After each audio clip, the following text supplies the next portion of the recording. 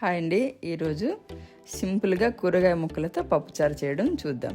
వాటికి కావలసిన పదార్థాలు: ఉడికించిన కందిపప్పు 1 కప్పు, టమాటా ముక్కలు 1/2 కప్పు, ఆనపకాయ ముక్కలు 1/2 కప్పు, వంకాయ ముక్కలు 1/2 కప్పు, క్యాప్సికమ్ ముక్కలు 1/2 కప్పు, క్యారెట్ ముక్కలు 1/2 కప్పు, బంగాళదుంప ముక్కలు 1/2 కప్పు, ఉప్పు రుచికి సరిపడా, కారం 2 స్పూన్లు, పసుపు 1/2 స్పూన్, కరివేపాకు రెబ్బలు 2 రెబ్బలు, పచ్చిమిర్చి చీలికలు 5 పచ్చిమిరపకాయలని మనం చీల్చి పెట్టుకోవాలి. చింతపండు పులుసు 1/2 కప్పు.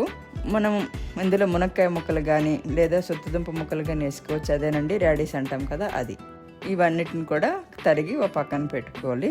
ఇప్పుడు ఒక వెడల్పాటి గిన్నె తీసుకొని అందులో పప్పు, ఉప్పు, పసుపు, పచ్చిమిర్చి ముక్కలు, కరివేపాకు, టమాటా ముక్కలు వేసి మూత పెట్టుకోవాలి.